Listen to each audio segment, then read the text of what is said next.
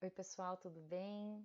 Saudade de vocês, espero que vocês estejam bem, que vocês estejam se cuidando, tá? A Prof está buscando formas aqui de tentar facilitar nosso processo de ensino-aprendizagem agora, nesse período aí atípico que a gente está vivendo. Então, assim, eu vou tentar trabalhar com a apostila aqui, com a rolagem das páginas, no meu próprio computador, e vocês vão ver essa minha cara bonitinha aí do lado, tá bom? Então, assim, eu optei em fazer a revisão nessa primeira aula dessa forma, para ver como que vocês, para tentar ajudar vocês nos exercícios que vocês realizaram e que nós não corrigimos, como a gente faria em sala, tá bom? Então, vamos lá. Então, nós vamos trabalhar o capítulo 3 sobre o crescente fértil. O que vocês têm que lembrar sobre o crescente fértil? Então, vamos lá. Primeira coisa é o que seria o conceito de civilização. Então, civilização, assim, ela tem algumas características específicas, que seriam, primeiro, o grupo de pessoas que a gente vai trabalhar, dito civilização, ou dito o termo da civilização, seria aquele que faz a produção cultural igual. Todos aqueles têm que fazer parte de algo, ter um sentimento de pertencimento. Então, assim, como que é uma produção cultural? Então, pode ser passada de geração para geração, vindo dos seus antepassados, ou características específicas daquele grupo, organização social, organização política, econômica, enfim, várias outras. Eles também têm que ter como característica uma divisão de trabalhos. Não pode ser só agricultura, ou pode ser só agricultura, mas assim, cada um exerce uma função dentro dessa organização, tá bom? Então, ali na página 29, está falando justamente o que a Prof acabou de pontuar. O que seria a civilização? Existem várias denominações, mas o que é mais fácil ou o que nós atribuímos, utilizamos hoje em dia, tá ali, ó. Vamos ver se eu falei a mesma coisa. Sociedade na qual nem todos os habitantes estão envolvidos na produção agrícola, com muitos exercendo outras profissões, como artesão, construtores, burocratas, entre outros. As pessoas que convivam e se identifiquem como pertencentes de um mesmo grupo, geralmente por terem antepassados em comum. Né? Então, que é passar de geração para geração. Que tem uma produção cultural comum, ela pode ser religiosa, artística, intelectual. Também disse isso agora há pouquinho. De modo geral, que domine o sistema de escrita, embora ali os incas não tinham essa dominação. Tá? Então, tem que ter essas características para ser considerado uma civilização. Os mesopotâmicos e os egípcios vão ser as primeiras civilizações antigas ou da antiguidade que a gente vai estudar depois daquele processo que a gente trabalhou lá no comecinho do ano, que era os pré-históricos, né? Paleolíticos e neolíticos. É importante vocês lembrarem da revolução da agricultura no processo lá dos neolíticos, porque ela é responsável pelo processo de sedentarização. Vocês lembram que é nomadismo? Nomadismo é aquele que não tem residência fixa, né? Basicamente. E o sedentarismo, ele vai ser a partir do momento que existe essa residência fixa. O que tem a ver com tudo isso? Tem a ver que os primeiros homens, quando eles eram paleolíticos, eles buscavam recursos, né? Eles eram coletores, eles eram caçadores, eles tinham que sair em busca das condições de sobrevivência, certo? Quando acabava o recurso onde eles estavam, eles mudavam de lugar, iam para outro lugar. A gente falou isso, desenhamos isso e tudo mais. Os paleolíticos, eles descobriram fogo de forma acidental, né? Acredita-se que foi de forma acidental. Então, eles faziam uso básico do fogo. Nós fizemos desenho lá, quais eram a utilização básica, que era para abrigo, que era para aquecimento, que era para cozinhar comida. Já no processo dos neolíticos, o que acontece? Além do fogo, agora eles se fixam em uma região. O que isso vai facilitar a vida deles? O desenvolvimento da agricultura. A partir lá, tem a imagenzinha lá na apostila, a partir ali do acúmulo de resto de comida, do resto de vegetais, eles viram que aquilo brotava, acredita-se que foi a partir dali que surgiu a prática da agricultura. A prática da agricultura está relacionada diretamente com o processo dos neolíticos, com o processo de sedentarização. Então, a gente caminha dessa forma. Agora a gente vai falar sobre as civilizações que já tinham a prática da agricultura e outras práticas de organização social. Então, os mesopotâmicos e os egípcios, eles são importantes porque eles foram civilizações que se desenvolveram em um território que não era propício para esse desenvolvimento. Eles estavam no deserto. né? Se você pegar o mapinha lá na apostila, vai estar lá no atual Iraque, uma das regiões, né? Uma forma mais assim, pontual. Então, no atual Iraque, ele é desértico lá a região. Como que eles iam sobreviver num lugar que era só deserto?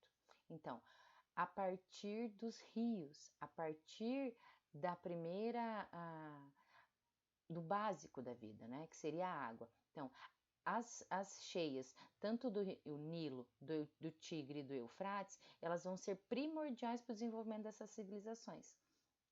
Eu cheguei a fazer com vocês um desenho no quadro, desenhamos o rio e desenhamos a margem. Por que eu estou tentando fazer com que vocês lembrem disso?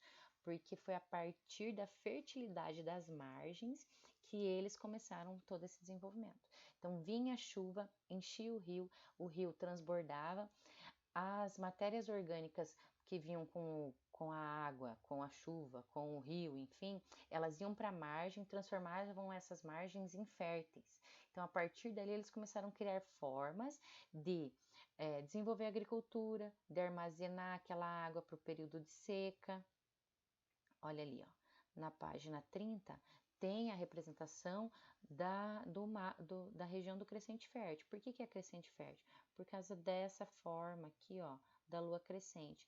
Esses pontinhos que estão destacados aqui são as cidades-estados. Vocês lembram que é cidade-estado? Cidade-estado vai ser uma cidade autônoma politicamente, economicamente e com algumas características. O que é essa autonomia? Eles fazem dentro do território o que é necessário fazer para aquele território, assim, com características específicas. Daí aqui é um exercício. O que favoreceu a fixação dos grupos humanos no crescente fértil? Fácil, fácil. Então, vai ser os rios que possibilitaram a prática da agricultura. Então, quais rios constam no mapa? Fácil também, acabei de falar. Tigre, Nilo e Eufrates. Então, a região representada no mapa é chamada de crescente fértil. Por quê? Porque o local recebeu esse nome. Então, ali, ó.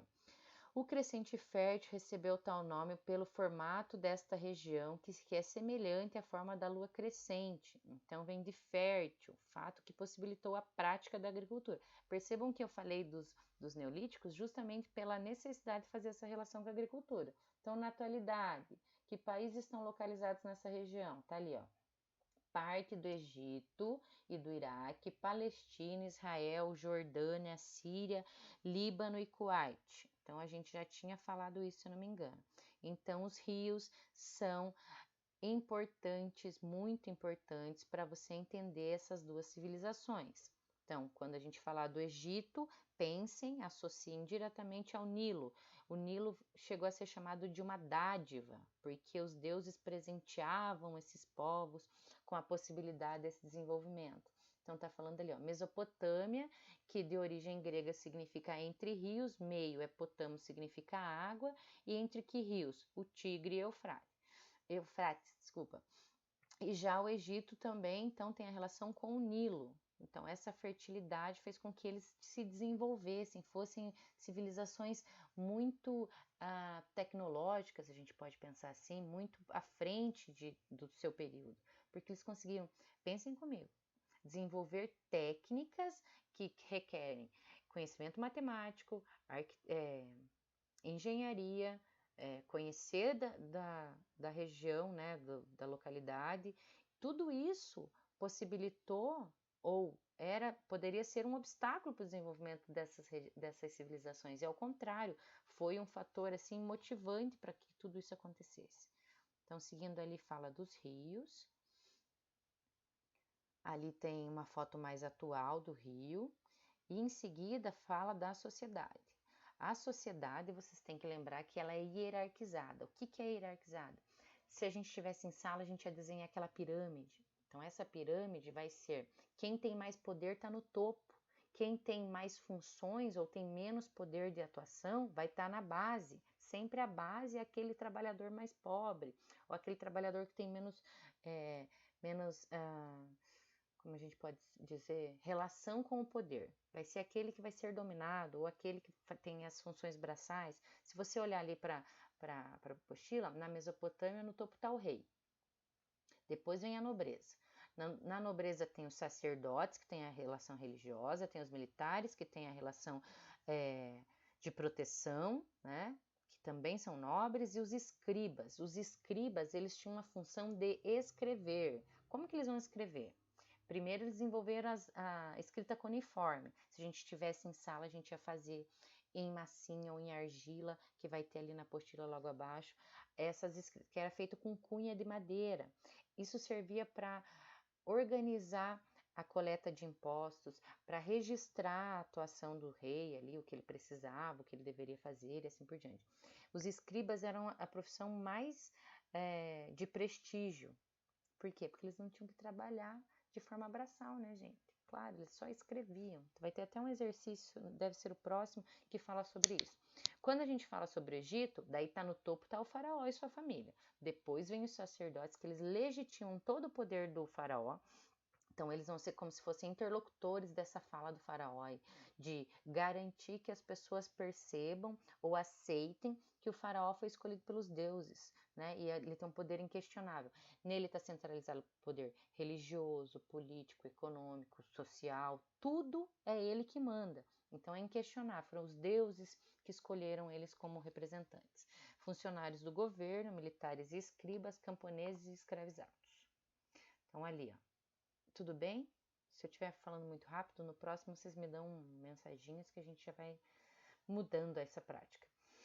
Interpretando documentos, tem um exercício que é uma leitura de um texto que fala sobre os escribas ou sobre os ofícios desses trabalhadores e pergunta assim: de acordo com o texto, qual é o melhor trabalho do Antigo Egito? Acabei de falar para vocês, o melhor trabalho é dos escribas. Em que consiste esse trabalho? Consiste em escrever, aquele que trabalha escrevendo. Qual era a vantagem desse trabalho? Que ele não tinha que fazer trabalho braçal, né? Ele não tinha cansaço físico. Qual seria o pior trabalho do Antigo Egito? Fácil, né, gente? Os camponeses. A gente nem precisava interpretar o texto, mas como é orientação, interpretação de texto, mas isso aí tá fácil. Perdão. Ali, ó, hierarquizada. Diz da sociedade em que os grupos são considerados superiores aos demais. É a divisão das classes, tá? Que a prof falou no começo. Aqui tá falando das funções, cada um tinha uma função, da divisão entre homens e mulheres, né? Que existe uma divisão ali de função.